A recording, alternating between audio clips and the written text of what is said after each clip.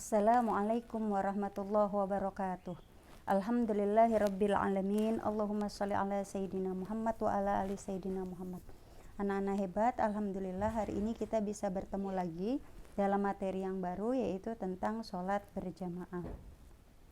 Setelah mempelajari materi ini, kalian diharapkan memiliki beberapa kemampuan, yaitu mampu menjelaskan pengertian, dalil, dan keutamaan dari sholat berjamaah, bisa menjelaskan syarat sholat berjamaah, dapat menjelaskan ketentuan sholat berjamaah, bisa mempraktekkan sholat berjamaah.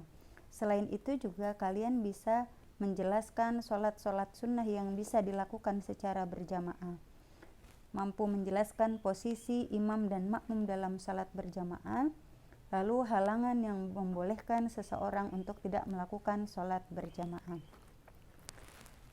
Sholat bisa dilakukan secara berjamaah dan bisa kita lakukan secara munfarid. Kita masuk materi yang pertama, yaitu pengertian sholat berjamaah. Sholat berjamaah adalah sholat yang dilakukan secara bersama-sama, dipimpin oleh orang yang ditunjuk sebagai imam. Satu orang selaku imam, satu orang selaku makmum. Jadi minimal terdiri dari 2 orang. Sementara sholat munfarid adalah sholat yang dilakukan secara sendirian. Dalil dan keutamaan sholat berjamaah adalah yang diriwayatkan oleh Bukhari dan Muslim. Sholatul jamaah afdalu min sholatil fazzi bisab'i wa isyrina darajah.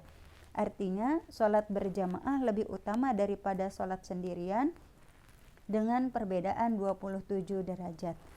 Selanjutnya, syarat sholat berjamaah. Yang pertama ada imamnya yang memimpin sholat. Yang kedua ada makmumnya, yaitu pengikut atau jamaah sholat. Yang ketiga dikerjakan dalam satu majelis atau satu tempat. Yang keempat sholat makmum sesuai dengan sholatnya imam.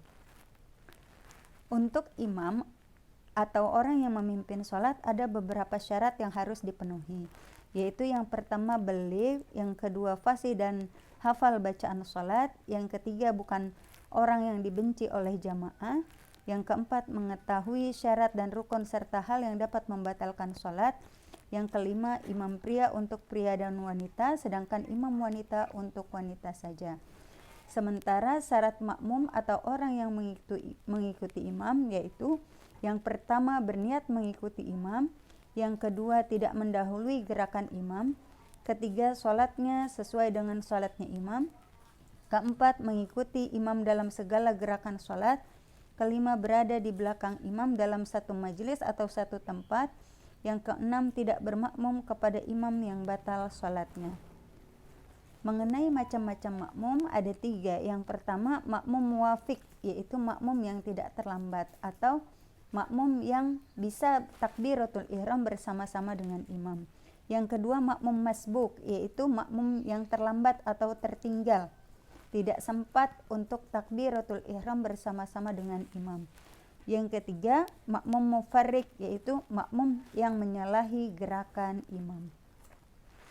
Mengenai posisi imam dan makmum dalam sholat berjamaah, teman-teman bisa lihat dalam slide yang berikut ini. Bisa dipelajari mulai dari makmumnya 1 orang laki-laki, makmumnya 2 orang laki dan perempuan, makmum perempuan saja, dan makmum gabungan. Selanjutnya sholat-sholat yang bisa dikerjakan secara berjamaah. Yang pertama tentunya sholat fardu. 5 sholat fardu bisa dilakukan secara berjamaah. Selanjutnya sholat Jumat, sholat tarawih, sholat Idul Fitri dan sholat Idul Adha, sholat jenazah, sholat istisqa atau sholat minta hujan, sholat gerhana bulan dan gerhana matahari, khusuf dan kusuf, sholat witir. Halangan untuk sholat berjamaah yang dibolehkan untuk seseorang tidak sholat berjamaah yaitu hujan, angin topan atau udara sangat dingin, ketika makanan sudah terhidang dan perut terasa lapar, ingin buang air besar atau kecil, takut datangnya bahaya, sakit, atau setelah makan makanan yang bau pada mulut. Ada tata cara mengingatkan imam yang lupa yang harus dilakukan oleh makmum. Yang pertama, jika imam lupa dalam bacaan atau ayat, cara mengingatkannya adalah dengan meneruskan bacaan atau ayat tersebut dengan benar. Jika imam terus saja, maka makmum hendaknya tetap mengikuti imam.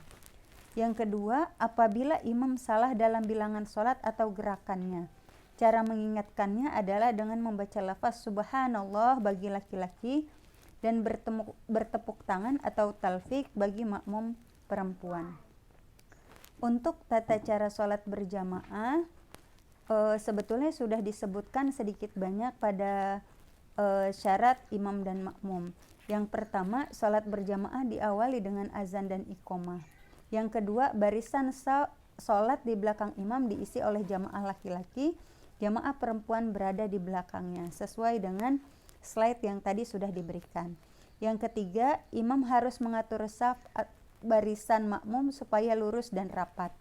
Yang keempat, di dalam sholat berjamaah, makmum wajib berniat bermakmum atas imam.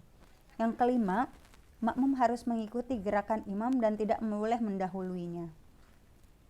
Selanjutnya mengenai hikmah sholat berjamaah, di antaranya yaitu memelihara dan meningkatkan ketakwaan kepada Allah Subhanahu wa taala, lebih khusyuk dan sempurna dalam sholat. Yang ketiga, bisa menyambung tali silaturahmi. Yang keempat, sebagai syiar ajaran Islam.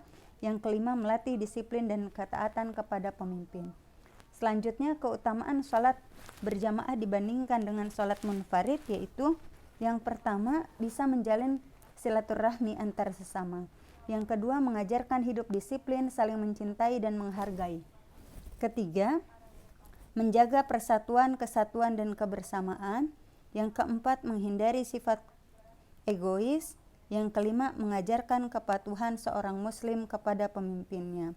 Demikianlah yang dapat Bu Tuti sampaikan. Mudah-mudahan materi yang sedikit ini bisa memberikan manfaat buat kalian. Terima kasih. Sampai berjumpa. Ilal liqa. Wassalamualaikum warahmatullahi wabarakatuh.